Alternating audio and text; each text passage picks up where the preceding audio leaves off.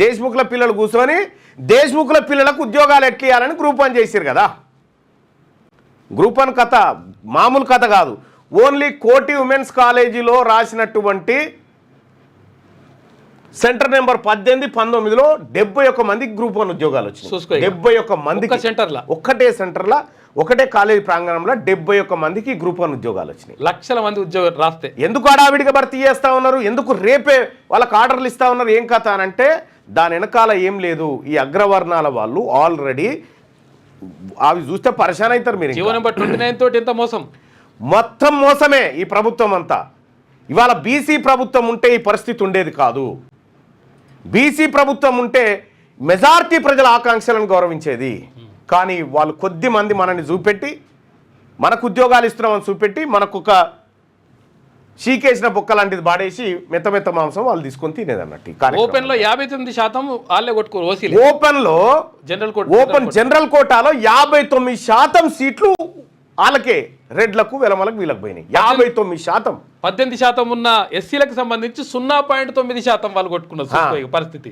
17% వాళ్ళే మిగిలిపోయారు. అది ఉందా లెక్క? పెన్ తీసుకో. ఎంత దుర్మార్గంగా ఈ గ్రూప్ 1 ఉద్యోగాలు కొట్టుకపోయారంటే వాళ్ళు ఏం తెలివి తక్కువలు కాదు. దీని వెనకాల ఓ ముఠాలాగా పనిచేస్తారన్నట్టు. టీజీపీఎస్సీ చైర్మన్ వాళ్ళ మనిషిని పెడతారు. ఆ పరీక్ష పేపర్లు కథ కార్ఖానా ఏముందో వాళ్ళ పిల్లలకు ముందే లీక్ చేస్తారు. వాళ్ళ పిల్లలు ఎగ్జామ్ రాస్తారు. ఎగ్జామ్ రాసిన తర్వాత మళ్ళా దిద్దే కాడ కూడా వాళ్ళ పిల్లలు ఎవడు దిద్దాలి ఎట్ట దిద్ది అంత మ్యానిపులేషనే. ఉద్యోగాలన్నీ కంప్లీట్గా మ్యానిపులేషన్ తోటే జరుగుతూ ఉన్నాయి. ఓపెన్ లో 208 పోస్టులు ఉంటే 208 పోస్టులు ఉండే. ఏంటిది ఇక్కడ ఓపెన్ కేటగిరీ అందరు పోటీ పడవచ్చు అన్నట్టు. మల్టీ జోన్ 1 మల్టీ జోన్ 2 సంబంధించి 208 పోస్టులు ఉంటే వీళ్ళు 7.8% ఉన్నారు ఓసీలు. 7.8% ఉన్నటువంటి ఓసీలు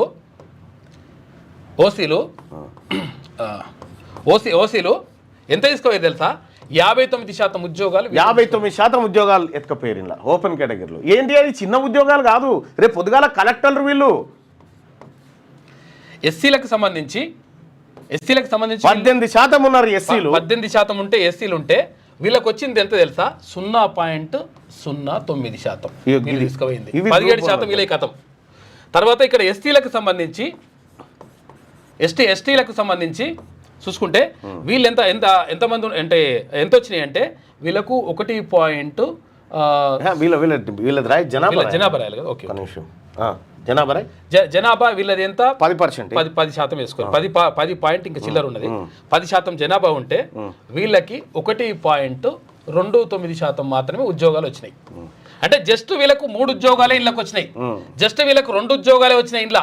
ఇగో వీళ్ళకు సంబంధించి మాత్రం అసలు యాక్చువల్గా 153 ఉద్యోగాలు. ఈడబ్ల్యూఎస్ కాక 172 కదా అన్న. ఈడబ్ల్యూఎస్ కాకుండా తర్వాత ఇక్కడ ఓపెన్ కేటగిరీలో 160 ఉద్యోగాలు అనుకోరాదు. 160 ఉద్యోగాలు వాళ్ళు ఎత్తుకపోయారు. ఈడనేమో సామాజిక న్యాయము. వీళ్ళకి 39% మాత్రమే ఉద్యోగాలు వచ్చినాయి. కేవలం బీసీలకు 36% మాత్రమే వచ్చినాయి. 56% ఉంటే 36%. ఇప్పుడు ప్రభుత్వ లెక్కల ప్రకారం చూసుకున్నా 20% వీళ్ళే కథం. మొత్తం బీసీ ఎస్సీ ఎస్టీల నోట్లో మన్ను పోసిరు. ఇది అంతా పక్కడ్బందీగా ముందే ప్లాన్ ప్రకారం ఇన్ని ఉద్యోగాలు ఇస్తున్నాం, మన పోరగాళ్ళకి ఎన్ని రావాలి. వీళ్ళంతా రేపు పొద్దుగాల మన రాజ్యాన్ని మళ్ళా ఈడ డిప్యూటీ కలెక్టర్ అయినటువంటి రెడ్డి ఆయన ఏం చేస్తాడు? రేపు పొద్దుగాల ఆ కలెక్టర్ ఆఫీసులో కూర్చొని ఈ BC1 ఫైల్ రాగానే రెడ్డి ఆయనకు పని చేస్తాడు. కానీ నీకెందుకు పని చేస్తాడు ఈయన?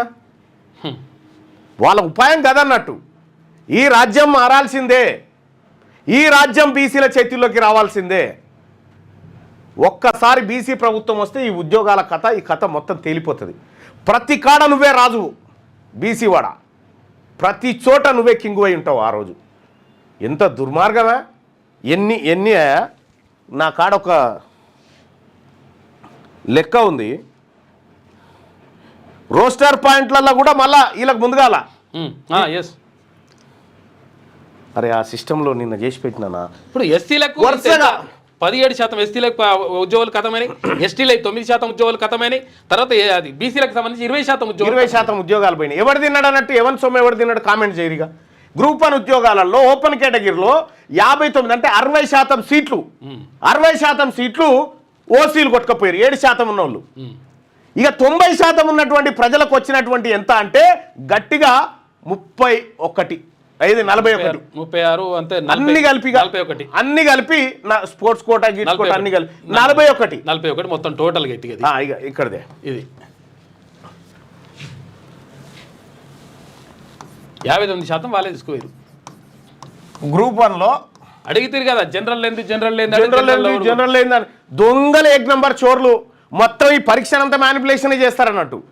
ఆడ సింగిల్ బెంచ్ 240 పేజీల జడ్జిమెంట్ ఇస్తే అర్ధ గంటలు అవతల పారేసి అద్భుతమైన జడ్జిమెంట్ ఇచ్చిండు ఆయన జడ్జి. అయితే ఇక్కడ ఖచ్చితంగా ఆ జడ్జిమెంటును ఆ తీర్పు ఏదైతే ఉందో ఇది ఇది ఇది అందరికీ ఆమోదయోగ్యమైన తీర్పులా కాదు, అది మ్యానిపులేషన్ కనిపిస్తూ ఉంది. ఇక్కడ మనం ఒకటి గమనిస్తే తెలంగాణ రాష్ట్రంలో ఓసీలు అంటే రెడ్లు ఎంతమంది ఉన్నారయ్యా అంటే ఈ 8 పెడదాంలే, ఇక 7-8 అంటే పెద్దగా అనిపిస్తుంది. ఇది 8% ఉన్నారా వీళ్ళు. 8% ఓసీలు ఉంటే ఓపెన్ కేటగిరీ 159 ఉద్యోగాలు వీళ్ళు ఎత్తుకపోయారు. 150 బీసీ, ఎస్సీ, ఎస్టీ వీళ్ళకెన్ని అంటే వీళ్ళందరికి కలిపి 41, వీళ్ళందరు కలిపి 41 ఉద్యోగాలు. వీళ్ళ జనాభా ఎంత శాతం? వీళ్ళ జనాభా ఎంత శాతం అంటే వీళ్ళు 92% మంది ఉన్నారు. 92% మందికి ఏమో 41 ఉద్యోగాలు, 8% ఉన్నోనికి ఏమో 59 ఉద్యోగాలు వచ్చినాయి. చూసుకో ఈ దొంగ జీవోలు పుట్టించి ఈ జీవోల ద్వారా అసలు వీళ్ళకు ఉద్యోగాలే లేకుంటే ఎట్లా చేసారు చూసినావా? ఈ జీవో కథ ఏంటంటే అసలు యాక్చువల్ 29 జీవో కథ ఏంటంటే ఈ 29 జీవో గతంలో 55 జీవో నెంబర్ 55 ఉండే. ఆ 55 ఉంటే ఏమవుతుందంటే ఎవరి ఏది ఇప్పుడు ఒకవేళ ఇప్పుడు ఎస్టీ ఆయనకు ఎస్సీ ఆయనకు ఓపెన్ కేటగిరీలో వస్తే అది ఓపెన్ అనే కన్సిడర్ చేసేవాళ్ళు. కానీ అట్లా కాదు, ఇప్పుడు పైన వచ్చినా కూడా తీసుకుపోయి ఫస్ట్ ర్యాంక్ అయినా సరే బీసీ రిజర్వేషన్ కిందనే పడేసారు. ఇంత దుర్మార్గంగా ఎక్కడ ప్రభుత్వాలు ఉండే. అందుకోసం ప్రజలకి కళ్ళ ముంగట గింత చూస్తూ ఉన్నాం. ఉద్యోగాలు మన పిల్లలకు మనం కాయకష్టం చేసి చదివిపించిన పిల్లలకు రావాల్సిన ఉద్యోగాలు దొంగతనంగా ఎత్తుకపోతా ఉంటే కూడా మనం చూసుకుంటా. ఇంకా రెడ్డి గారు మెసేజ్ పెట్టినా, రెడ్డి గారు లైక్ కొట్టరా. ఏం బతుకులు ఇవి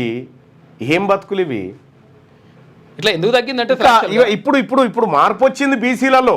ఇప్పుడు మార్పు వచ్చి బీసీలంతా ఒక తాటి మీదకి వచ్చారు. కానీ ఇక ఒకప్పుడు అయితే రెడ్డి గారు మెసేజ్ పెట్టా ఆయన లైక్ కొట్టాక అంతే.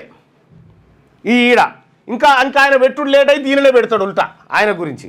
ఇది ఎట్లా మోసం ఎట్లా అయిందంటే అసలు యాక్చువల్గా 29 జీవోని తర్వాత ఇంకోటి ఏంటంటే కోర్టు ఏమన్నదంటే లేట్ అయింది తర్వాత అట్లా అయిందని చెప్పేసి కోర్టు కూడా మనకు కోర్టులలో కూడా బీసీలకు న్యాయం జరిగింది. కోర్టులలో కూడా ఎస్సీ ఎస్టీలకు న్యాయం జరగదు. నీ జడ్జి ఉంటే కదా ఫస్ట్ ఏమైందంటే ఇక్కడ అసలు యాక్చువల్గా నీ జడ్జి ఒకవేళ ఉన్నా ఆయన ప్రయోజనాల కోసం వాళ్ళ దగ్గర ఉంటాడు తప్ప నీకు మెజారిటీ ప్రజల అభిప్రాయాన్ని కాంక్షించడానికి ఎవరు ఉండరు. ఇప్పుడు 100 ఉద్యోగాలు ఉన్నాయి.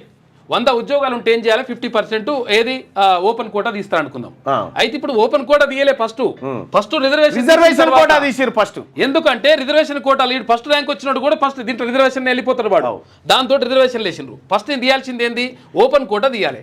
ఓపెన్ కోటా తీస్తే రిజర్వేషన్లు ఎవరైతే ఉంటారో వచ్చేటి. ఈ దుర్మార్గంతో ఏంటంటే ఇప్పుడు అగ్రవర్ణాలు ఎక్కువ ఉద్యోగాలు 159 ఉద్యోగాలు కొట్టుకపోయిరా. చూసుకో 159 ఉద్యోగాలు పేరుతోటి అన్ని కథం.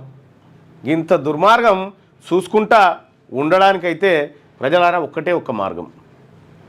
ఈ ముఖ్యమంత్రి కుర్చీ బీసీల దగ్గర ఉంటే ఈ ఆటలు నడవేయగా మన సాకలోల బిడ్డ, మన మంగళోల బిడ్డ, మన ఒడ్లోల బిడ్డ, మన కమరోల బిడ్డ, మన సంచార జాతుల బిడ్డలకు వీళ్ళందరికీ ఉద్యోగాలు వస్తాయి. వాళ్ళు కూడా ఆఫీసర్లు అవుతారు.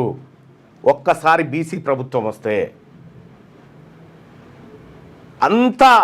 అన్నిటికీ మూలం ముఖ్యమంత్రి. గుర్తుపెట్టుకోరి, ముఖ్యమంత్రి కుర్చీ బీసీల దగ్గర ఉంటే ఇవన్నీ వస్తాయి. వడ్డించేటోడు మనోడు ఉండాలి. వాళ్ళు ఏం చెప్తారంటే నీకు మా దాంట్లో పెడతాం కానీ మీ వాళ్ళ దిక్కు ఓకురా, బీసీల దిక్కు ఓకురా, నీకు మా దాంట్లో ఇంత ముద్దేస్తాం దా తిందుదా అని చెప్పి వాడిని దూరం కూర్చుండ పెట్టి తినబెడతారు. మీ వ్యాపారం అభివృద్ధి కావాలని కోరుకుంటున్నారా? అయితే వెంటనే క్యూనస్ని సంప్రదించండి. Schools, colleges, banks, shops, office promotions, land promotions, political promotions, restaurant promotions, hospital promotions పుట్టినరోజు వేడుకలు, శుభకార్యాలు, వ్యాపారాలు ఏవైనా, సందర్భం ఏదైనా ఇప్పుడే క్యూన్యూస్ ద్వారా తెలియజేయండి. మీ వ్యాపారాన్ని అభివృద్ధి చేసుకోండి.